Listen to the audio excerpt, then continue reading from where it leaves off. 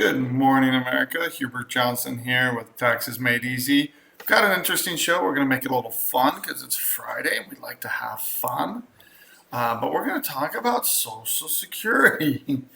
Again, we talked about it yesterday, some of the ideas that are coming out. And of course, after the initial announcement that Trump made, there's a lot of other commentary about it. So we're going to take a deep dive. We're going to watch some videos, see some things that are a little more funny than others. And that's going to be the topic for the day. How do you prepare for your future in relation to Social Security? And what is the government planning to do about it? So don't hold your breath for the government to save you as far as Social Security, essentially. But we're going to try to make this informative and fun as we get ready for the weekend. So we'll be right back.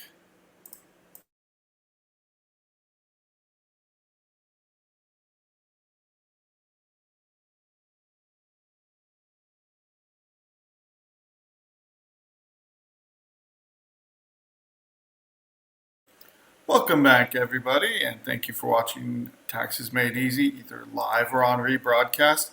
So we've got, I kind of cut down on the number of articles that we're going to share. We're going to have a little more fun today. It's fun. It's Friday. But the first article we're going to share is about jobless claims. Again, end of the month, we're getting all kinds of new information about what happened last month. Unfortunately, and so this is from Breitbart, jobless claims are up in nearly a year. Now, part of this, to be fair, very well could be tied to a hurricane that hit Texas. You had a lot of people that were temporarily out of work, but now going back to work.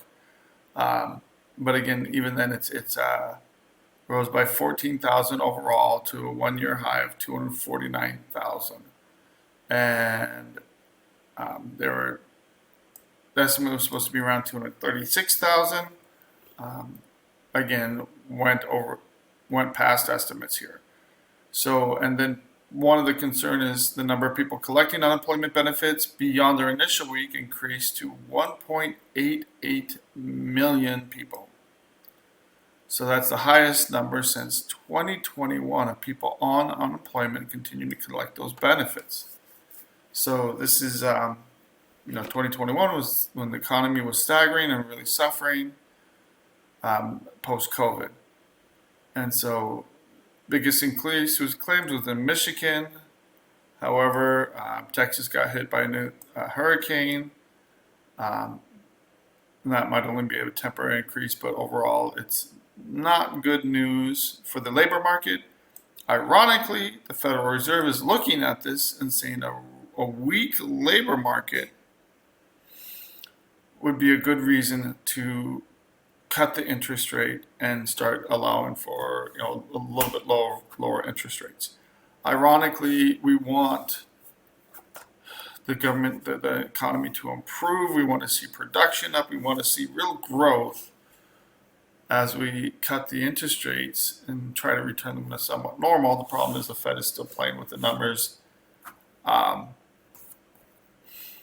But the problem here is that when they keep it too high, there's consequences. One of the consequences is they slow down the economy, which is part of the idea of cooling down the economy with higher interest rates to attack inflation, but there's all kinds of ripple effects throughout the economy. So again, this is fairly straightforward. That's all there is to this article. A lot of people expect, the Fed just met on Wednesday. They weren't expected to make any changes, and they announced that they weren't. But at the same time, they said they're going to revisit things in September. So that might be the end of August, or for September, or in their meeting towards the end of September. So at this point, no major changes. But again, the Fed and others are watching the economy closely, watching the labor market to see what happens. And if the labor market continues to weaken, it's more likely that they'll drop interest rates, not because the economy is doing great, but because they're hurting the economy by having higher interest rates. But here again, it's more government interference, more government playing with the numbers and creating distortions throughout the economy. The next article, and this is, I talked about this yesterday. Senate fails to advance child tax credit expansion. I'm not going to spend a lot of time on this because I did yesterday. It's kind of funny though, how article after article is about how the GOP failed to, blaming this on the GOP, which is what was expected. And that's the whole reason that Schumer did this way. But again, the Republicans are playing politics right along back. It's both sides playing politics. So apparently Schumer, the bill was passed back in February or March from the House. Huge bipartisan support. It was like 340 to 70. Just huge numbers there. And then the Senate sat on it for 6 months. Didn't even put it through committee. Brought it up at the last minute for a vote saying, hey, we want this and we want this now, right before their recess. So both sides are playing games. The Democrats are not innocent here at all. And the final vote, ironically, in the House it was approved 357 to 70, and yet the Senate failed to pass it. So the ironic thing here is 3 Republicans voted for it. And then the independents, Manchin and Bernie Sanders, voted against the bill. So it failed 48-44. So it didn't have the 60 vote cloture. They didn't talk to the Republicans. They didn't run this through the committee. They're just trying to shove this through at the last moment. They even said it was a show vote. And it was to help vulnerable Senate. It's all for the campaign and just say, hey, look what the Republicans did. Look how bad the Republicans are. But this is sad that the Senate didn't take this seriously. So I think, and personally, I think a lot of this blame lies at the feet of Chuck Schumer. If he was serious about just passing bipartisan legislation out of the House, they should have picked it up months ago. It wouldn't have been as contentious. It wouldn't have been right before an election. And now, last minute, right before an election, they bring it up. They don't run it through the normal procedures. And they try to shove it down the throats of the GOP. They say, hold the phone. There are issues here. And again, they don't like how it's being done at the last minute as a potential victory lap for Biden and Kamala Harris. So again, it's just politics all around. Makes you want to take a shower. So anyway, there's a lot of articles out there. This one from the Epic Times is fairly balanced. It rips both parties, deservedly so. And here, the Senate Republican leadership has said, we want to do this in 2025 because they think they'll get a better deal. So again, this is, they want it to actually go through committee as well. And again, I don't care who you are. If someone pulls a fast one and tries to shove something down your throat just to make you look bad, you're not going to be very inclined to support it, especially when you sat on the bill for months and months. But that's all I'm going to say about that. So moving on, gamesmanship is alive and well in the U.S. Senate. And both houses do it, but it's just kind of silly. Instead of doing right by the people, they play these games. So this is an article I've been meaning to get to, and just kind of ran out of time. So we have some more time today, and this is going to be the last article before we get to the topic of the day. This is a little bit more in depth, has to do with the Green New Deal, with the green economy that's being pushed here in the United States and Europe, throughout the EU. So they're pushing some pretty drastic measures throughout the EU, affecting livestock, affecting normal energy, and people are fighting back. So this is one of many protests where farmers took their tractors into the cities, blocked the roads. And so these are Dutch farmers protesting against the forced shrinking of livestock herds in 2019. This is continuing. And he says they're drowning us with all these regulations. They need to ease up on the directives and bureaucracy. The people in charge, the leaning left, moderate left, and far left, they don't care. They're going to push these things Farmers are a minority, and so Dutch lawmakers followed up on these protests by passing more restrictive legislation and forcing farms to slash nitrogen emissions by 70%. Now, nitrogen is an inert gas. Most of the air is made up of nitrogen. It's inert, but it is a great fertilizer. But we're adding to changing the composition, whatever, of the air, and they're treating any kind of addition or change as pollution. So the economists noted that this is going to require them getting rid of about 30% of all livestock. So this does two things. It drives up the price of meat and puts a lot of farmers out of business. So this is their end around. They can't come out and say, hey, you have to do it. They have to come up with a reason for doing this. But again, this is really devastating to farmers. And again, if you don't think farming is important to society, it's how we feed ourselves, unless we're going to go all fake meat and fake grain and all that. So I'm told in 22 they were told they had to give a portion of the land to the government or just have it taken away. And then 750 Dutch farmers sold their land, and others were just trying to figure out how to preserve their livelihoods. So this is a kind of a hard-hitting video. It's in Dutch, I'm sorry, but you still will get the feeling from it. Ik heb het van mijn vader en mijn moeder overgenomen. Ja, ik hoop van harte dat ik hier mijn oude dagen maar slijt en dat de kinderen doorgaan. Heb je daar vertrouwen in? Nee.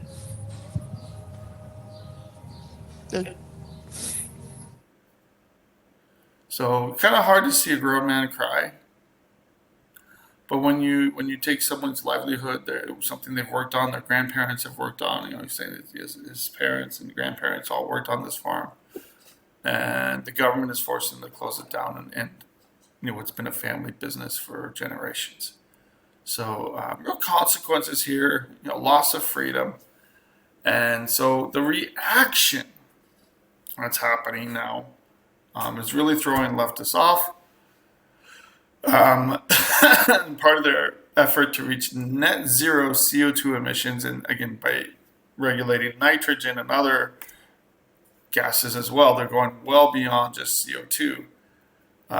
And their goal is to hit net zero by 2050. And the Biden administration has gone along with a lot of these. They put sharp new restrictions on pesticides, the use of pesticides, bans on PFAS, polyfluoroalkyl substances, basically man-made chemicals used in pretty much everything today. New industrial emissions.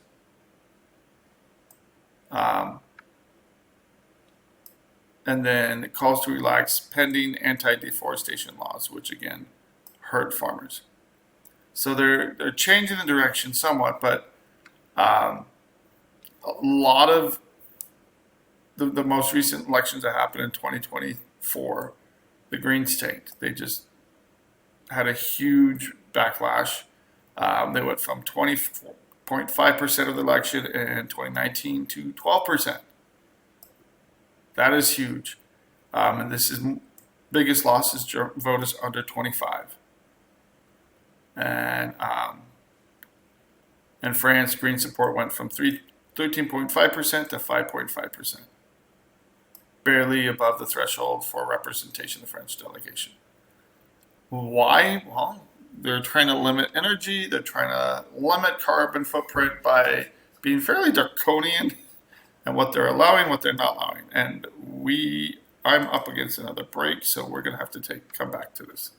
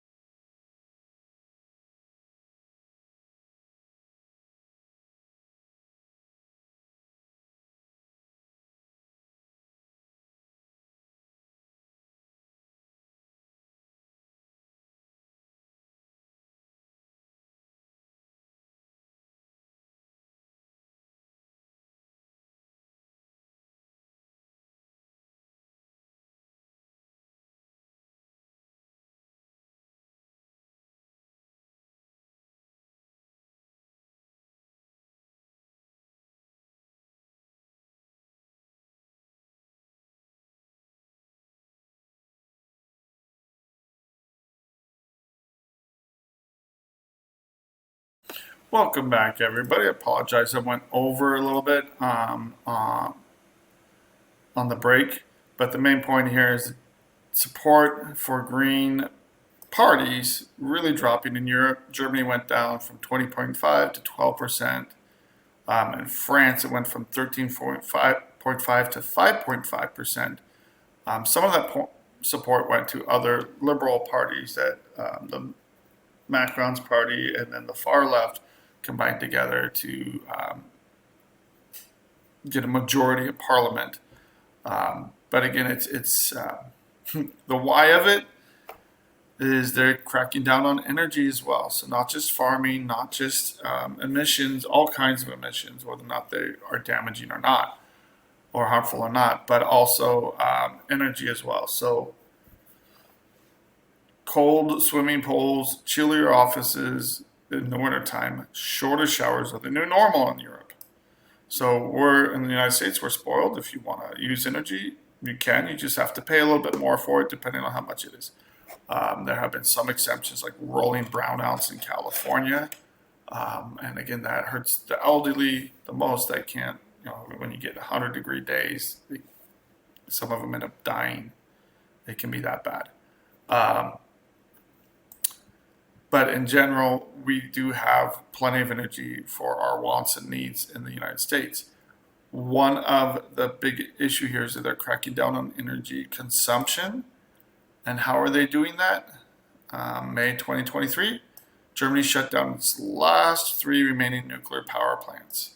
Modern nuclear power is about as efficient as can be. It is, the cleanest, most dependable source of energy out there, but because it's become a political hot button, nuclear power has been targeted throughout the year. Many Germans are outraged and furious, and then they passed a law forcing them to install heating systems that run on renewable fuels, which is far more expensive than their traditional gas-powered boilers. So again, it's driving up costs and hurting average consumers. Again, that they're already suffering due to economic malaise hitting Europe and the United States with inflation, etc. And then in 2035, just 10 years from now, new cars and vans must have zero emissions. So they will outlaw all gas vehicles unless the politics of this change, which is why people are voting against the Green Initiative. So you have the same thing in the United States. You have 9 states that have passed laws to ban the sale of gas-powered cars by 2035. The Biden administration is also using the EPA to force a phase out of gas-powered vehicles, even though they spent $7.5 billion and come out with 6 or 7 charging stations. I mean, the government is very inept at actually building things, actually getting things done. People are comparing it to Solyndra, but even bigger. So Solyndra, the government gave them $535 million, and in 2 years, they went belly up in 2011. So just, again, huge federal subsidies, and we're doubling down on it and making it even bigger. So EV automaker Fisker Inc. received $500 million in guaranteed loans, and that's for Solyndra. So again, reality is people are going to vote by their budget, and these changes are not only hitting Europe, they're trying to come to the United States as well, and they are here already in many ways. So are we going to vote for, and people have to vote, they have to decide what's more important to them, so making all these climate change laws, or are we going to make things affordable for the average American and allow for more freedom? So we're going to switch gears here and go to the topic of the day. So we have 2 articles here. First one is Trump's right about not taxing Social Security benefits. Seniors earned it, they should keep it. And this is from Fox Business. And then I have another article going the opposite direction, saying they shouldn't do this, but for different reasons. So again, it's the main point here is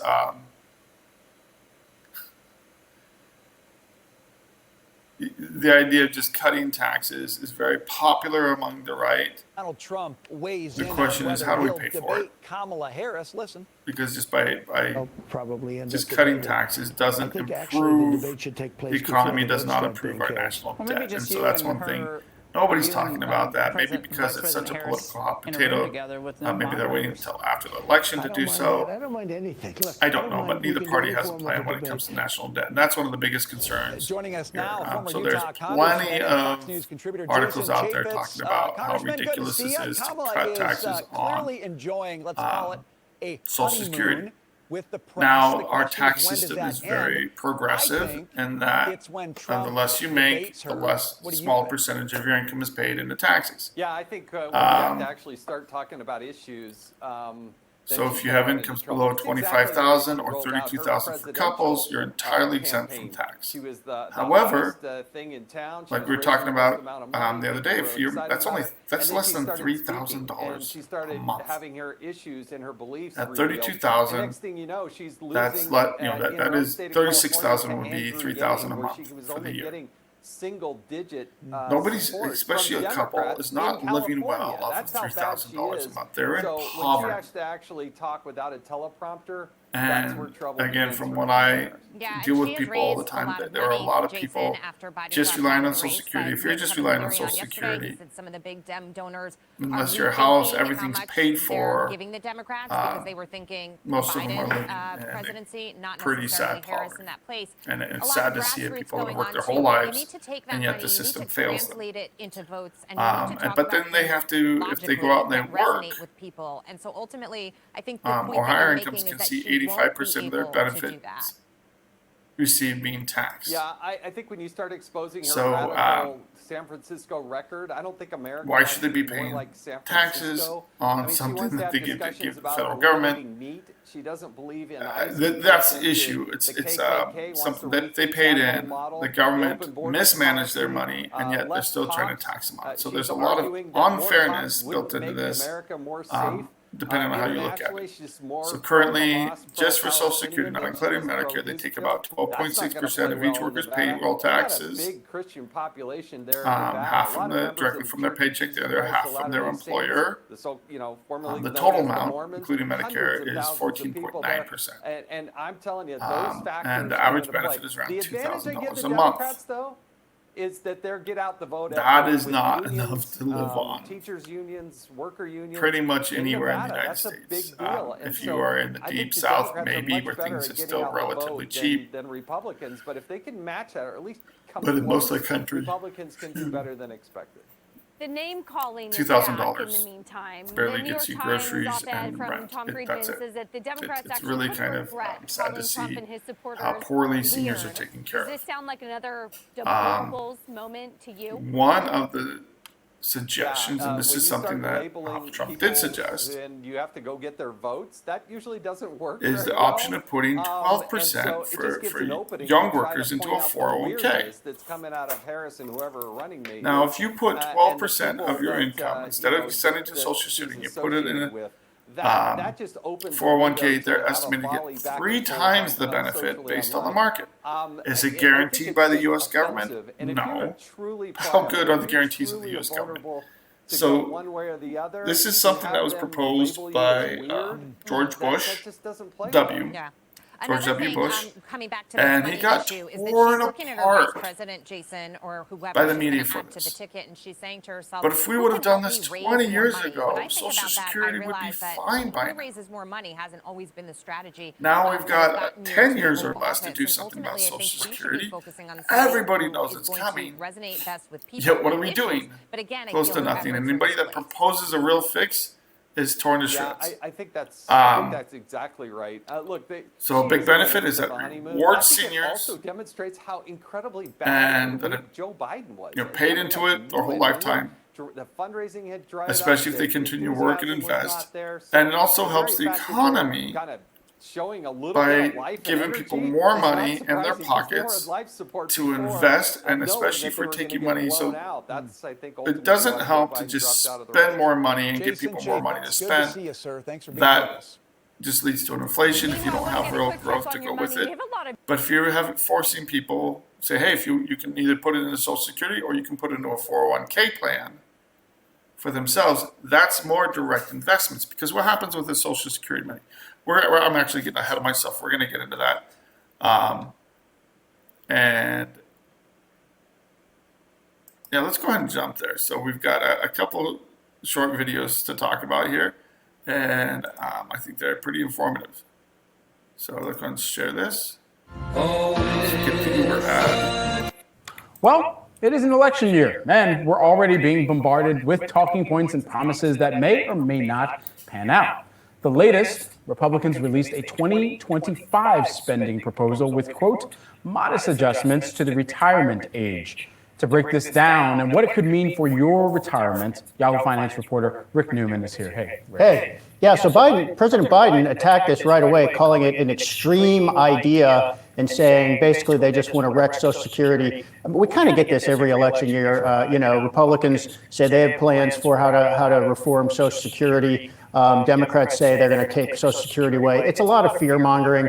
People need to know you can't change Social Security unless Congress passes a law. So no one's going to do this on the sly. But look, I mean, Social Security is going to start running short of money within about 10 years on current projections. And Medicare, the health program for seniors, is going to start running short of money probably a couple years sooner than that. They're not going to run out of money completely, but if nothing changes, they're not going to be able to pay all benefits in full. So, I mean, this is one of the big problems everybody in Washington has known is coming. The date fluctuates a little bit based on the state of the economy and stuff. But at some point, we're going to have to make changes to Social Security and Medicare.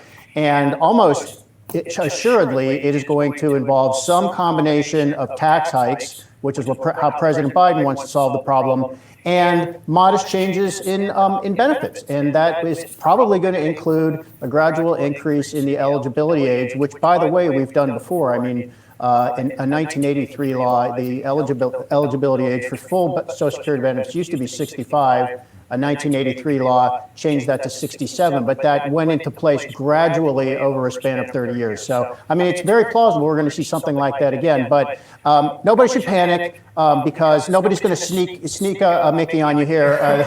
You're going to when we debate how to fix Social Security, people are going to know what's happening. And more likely than not, if there is continued logjam, then the likelihood of any of those bills getting through. And they're going to fix this at the very last minute. Yeah. But we're going to be talking about it for a long time. So, get your brain around the fact that we're going to have to do something here. Rick, thanks so much for breaking this down for us. So, couple things from that video. First of all, the idea is Social Security just going to run out of money and go bankrupt? Answer is no. Why is that? Because people are still paying into the system, and like they said, around 87% of current benefits being paid out are being paid from current payroll taxes. The thing is, what we have had in the past is a surplus. Again, we had a lot more workers for every Social Security retiree, and so there was an excess of money available to support and also build up this trust fund. But of course, what did the government do? Instead of having this trust fund invest the money and grow it like a wise financial manager or planner, anybody would do but the government just borrowed the money. So who's paying the interest on the debt? And they're paying government rates, not market rates. We are. That's part of our national debt, is that we have borrowed and loaned all the money from the Social Security Trust Fund. There's nothing in it except for a bunch of government loans. And so it's a huge part of our own debt to pay back this Social Security liability. And there's numbers being thrown around to fully fund it would be in the hundreds of trillions of dollars, which is, again, it's very scary and just blows people's minds. So want to jump to the next article here. And one of the things they talk about is that there's going to be changes, and a lot of people think that they're going to do these changes at the last minute. The problem is the longer they wait, who gets hurt? Average Americans. Again, the more we kick this can down the road, and the more we fail to plan for this, the worse it's going to be. And so just raising taxes on the rich is not going to solve the problem. You just can't raise taxes enough to pay for these huge government boondoggles. So one of the keys here is it's expected that if nothing changes, they're gonna make the retirement age older. The government's gonna continue to play with the numbers to tweak it, but just expect it about a 20% cut to Social Security benefits. And that's the tough part, is that people paying into the system their whole lives, instead of getting a measly $2,000 now, which is the average, in future years they would be getting around an equivalent of $1,600, which is a big difference, especially on people's bottom line. So again, they'll get cost of living increases, etc. So it'll go up somewhat, but in the next 10 years. But imagine paying into the system to only get around $1,600 worth of in monthly payments to retire on.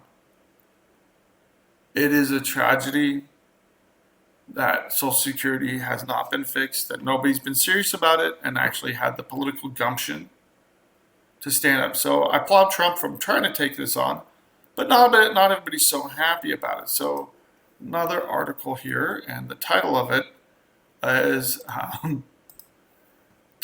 President Trump's terrible Social Security idea. So again, this is actually an attack from the right. There are so many articles from the left. Mainly, he's helping the rich at the expense of the poor. But again, either people are collecting less than $32,000 and living in extreme poverty, or they're trying to work and do something, and then what they paid in their whole lives is getting taxed. So again, this guy quotes Charlie Cook, saying it's 100% right. It's a bad idea, even if voters love it. So,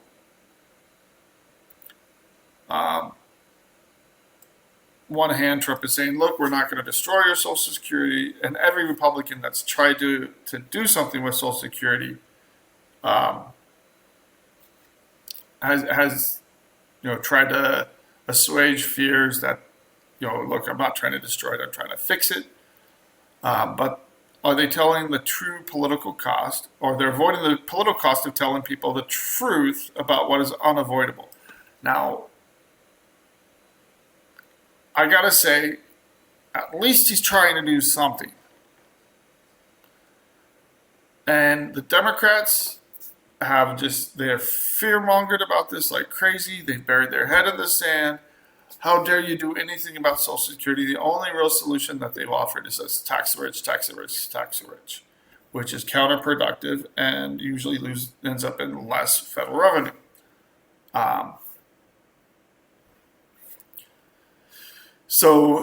And what they really don't like is the privatization of Social Security. So they help fund Social Security, medical, hospital insurance, and by privatizing it and advancing insolvency date of Social Security's retirement trust fund by over a year. Yeah, 1 year. Come on. One of the biggest problems here, though, and this isn't mentioned in either of these articles, is making Social Security and Medicare available to illegal immigrants that haven't paid anything into the program. So they're overburdening these overburdened programs, and yet they cry foul whenever anybody tries to do anything about it, which is really frustrating me. It's like, if you want to be proactive, come up with a plan. Offer your own alternative. Taxing the rich is not an alternative because it usually doesn't give you the funds that you are trying to get anyway. So again, if Democrats have a plan, please come forward with it. And we'll finish this up after this next break.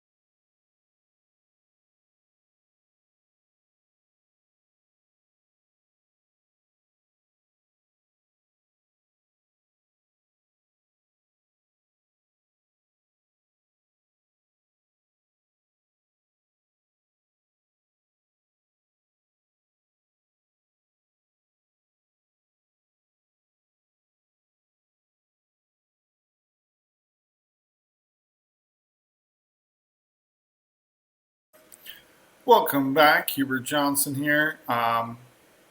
Just wrapping up this article from National Review. Some of the criticisms, big criticisms, is getting rid of a progressive tax, or the income tax in general is very progressive. So by getting rid of the taxes on this would be very regressive, and maybe you don't get rid of Social Security taxes for everybody. If you're over a certain threshold, maybe they should be taxed still. I don't know. But again, this is what's being floated out there. But again, it's very frustrating to pay in to a system, pay into the government that's very inefficient. You get a lot less than if you would have just invested your money, and then yet they tax you on this government program you've been forced to pay in your whole life. So one of our concerns here is that it's not fair to younger generations who are overrepresented in the top income quintile, so older generations. But again, they're living on that, but they tend to have more money, especially those that saved. But I think the people that's going to help the most are the people that are struggling in the lower to middle classes. And it's going to allow people to go back to work. A lot of people don't go back to work because then they know they're going to pay higher taxes on it. So again, do we want senior citizens going back to work? Well, if they want to, if they have the health for it, it would allow them to do something, to do whatever work or project they want to, and not automatically have their income taxed because they already have their Social Security income, and that would put them into a taxable bracket very quickly or increase their overall taxes. Again, here's another counter argument that it would be hard to keep inflation low because you're letting many people spend more money in the economy without actually having actual increase in goods and services. So just throwing money at the economy is a bad idea. This person hopes he drops the idea. There are counter arguments for each and every one of these. And sometimes, it might make some inflation go up. But as far as individuals, younger individuals, if you get rid of the mandate, the government forcing people to do stuff, forcing them to participate in Social Security, it's going to cost. It's going to hurt. But when you make the transition away from this, where people can choose to put in a 401k, maybe you put some more guardrails on it where they can't take the money out anytime soon. Because that's one of the big problems and huge tax issues I see is people take money out. But where they can control their investment to some extent. But they invest their money in the overall market, and that money can grow for them. People can retire with 3 times more wealth. This will help lift people out of poverty. But those that choose to stay part of the Social Security Ponzi scheme can do so. And that's the thing. When you get rid of choice and you have government mandates, people can't see the difference. So again, we're going to jump into a couple of videos here. First one is more of a funny one. And again, talking about Social Security being doomed.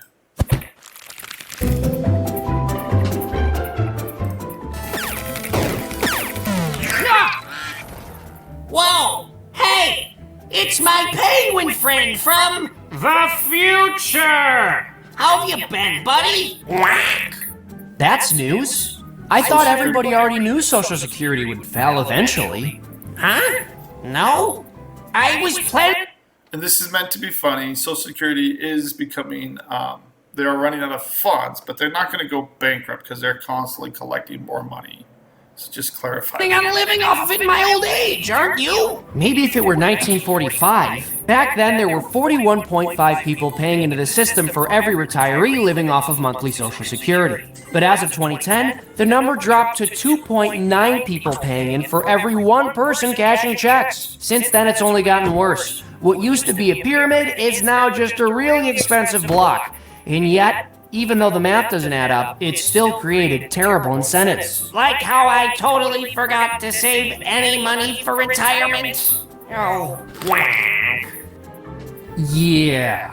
Social Security made a lot of people think they didn't need to save money for retirement on their own. And according to the Center for Budget and Policy Priorities, about half of all seniors rely on Social Security for 50% of their income, and for close to 1 in 4 seniors, it's at least 90%. Even though most people pay into the system for their entire lives, the expectation that we'll all receive sufficient retirement benefits is totally unrealistic. With people living a lot longer than they did in the 1940s, way less money is being stretched out over significantly more time. So whatever benefits retirees still get in the next 20 years probably won't even be enough to live on. Whack! Quack, quack, quack, quack. But not all is lost, Bob. Social Security may not be there for us, but by working hard and making the right investments, we can take our retirement into our own hands. You're right. I'll start today. Thank you so much for watching. Please like, share, subscribe, comment, and check out fee.org for more. So again, meant to be funny, but the whole idea is, you know, if we don't start save, if we don't plan for our future, again, the taxes are going to kill us. And overall, I mean, we want to cut taxes. We want to make things more sane for our future, but we still have this huge national tax that's kind of the elephant in the room that nobody's talking about. And the only way to really beat that is cutting spending. So cutting taxes, and I think that is a fair criticism from the one article, that it doesn't save anything. It doesn't, cutting taxes, especially for seniors, will help them, but we still need to deal with, hey, we have overpromised, and politicians have overspent for so long that, again, the national debt is going to be the elephant in the room and cause a lot of problems. So one last video here. Kind of funny and informative. I try to go with stuff that isn't too boring. And this is John Stossel. Social Security is running out of money. But don't worry, our presidents always say they will strengthen and save Social Security. Safeguard Social Security. I'll save Social Security. Except, unfortunately, none will really save it. Here's the problem. Years ago, government made us a promise. Social Security is a program you can count on now and in the future. Even if you don't save for your retirement, government will save for you. We are with you through life's journey. Social Security, securing today and tomorrow. But the program doesn't secure tomorrow. The politicians misled us. They didn't save your Social Security payments. They spent every penny the moment they came in. But most people don't know that. What happens to that money? Well, hopefully it's held in trust. Actually, they spent it. So what's there going to be for me? When politicians began old age programs, they assumed there'd be enough young workers to tax to cover the cost of sending checks to old people, people like me. But people like me are living longer these days, so there aren't enough young people to pay for us. As a result, Social Security is going broke. This year, it went into the red for the first time. Well, there is a plan out there to save it, but it requires some tough choices. The Heritage Foundation proposes cutting payments to rich people and raising the retirement age to 70. There are some common sense tweaks that we can Common make. sense to you, you're young. Well, you know what happened is that when Social Security actually was founded, life expectancy was below 65. The purpose of the program was to protect those few lucky ones that outlived everybody else. Or today, the vast majority live past 65. Social Security now has a $32 trillion shortfall. You expecting to collect Social Security from the government? No, I doubt it. I suppose it's progress that this was the first time talking to people on the street when most people understood the problem. It's just a question of how much money we're going to print or borrow. I mean, we're already at $1 trillion a year. Social Security is kind of like the Titanic. So just for context, this video is about 5 years old. So now we're at double that. Instead of 1 trillion, we're at almost 2 trillion a year. A ship heading for an iceberg.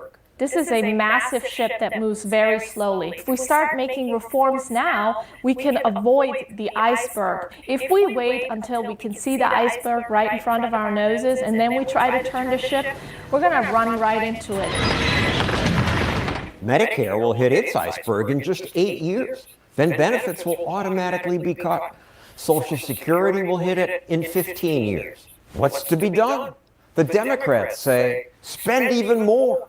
You don't cut Social Security, you expand it. Nearly every Democrat in the United States Senate has voted in favor of expanding Social Security. Human wants and needs are unlimited. There's always another need, another program that needs more funding. And pay for it by taxing rich people. That's part of my commitment to raise taxes on the wealthy. Just tax the rich. There isn't enough money even that the rich would have to pay for the $200 trillion in unfunded liabilities that we already have on the books. So were young people worried? Do you ever think about Social Security? I actually don't. I still feel like I'm too young to know about it. When you're old, how are you going to support yourself? I have no idea. It's a failed system, really, because it's almost like a big Ponzi scheme. One partial solution proposed by Heritage and others is to let workers put some of their Social Security money into personal retirement accounts. Just imagine being able to own and control your own retirement dollars. They could invest it in businesses that could grow the economy, whatever rocks your boat. Private accounts would almost certainly pay you more than Social Security. Even a conservative portfolio of stocks and bonds that got you about a 5% annual return, you would make many times more. Private accounts have been tried in a few countries. The investment they created helped Chile rise from one of the poorest countries in Latin America to the richest. And yet, private accounts are still a hard sell. Even in Chile, leftists object to capitalists getting a cut of the pie. The demonstrators are calling for an end to the management of pensions by private financial institutions. We lack gratitude for what the free market provides. That is difficult to wrap your head around. It's easy to think, oh, here is the government, this is where I go. Private accounts are also unpopular in America. We will never let the Republicans cut or privatize Social Security. We won't allow cut the Social Security and Medicare. What you guys are pushing is the right thing to do, but it's not popular. It is not popular, but I think people don't fully understand how these programs work. What happens to that money? Goes into a pool, I guess. You know they actually don't keep it in the trust fund, they spend it right away? Didn't know that. When I get my paycheck, a lot of it goes to taxes, and I see the Social Security part of it, and it's like $30 of my whole paycheck. You would rather keep that $30 and put it in your own savings account? Yeah, I would. The country's in a deficit. There's a point where you can't pay out and go in the negative forever. She's right. Far better to fix old age programs now rather than have them suddenly go bankrupt later. So, a lot of information, a lot of interesting things. You know, most people my generation, you ask them, are you going to rely on Social Security? And they're like, oh, forget about it. No way. And I'm in my 40s. So for our children and grandchildren, what are we leaving them? So it really is a failed system. And the iceberg analogy, I think, is a perfect analogy. The sooner we take action, the easier the pill is going to be to swallow. As soon as we start fixing the issue, we allow people to control their own investments. You know, there's a lot of problems with that. So people that do self-directed IRAs, they spend the money, they invest it in a company, their own company, somebody else's company, and they lose the money. The market is not guaranteed, but that's why people can make 3 times conservatively more money through the market than they can through Social Security. Again, Trump's going to get the same pushback on the reforms. But again, I love how Democrats argue and say, look, we don't need a reform. We're just going to tax the rich. We're not going to cut benefits. We're not going to cut benefits, which is a big lie. Benefits will have to be cut because you cannot tax people enough. One of the stats that I read was that Social Security now makes up 24% of all expenditures. It is the biggest piece in our, $6.9 trillion budget.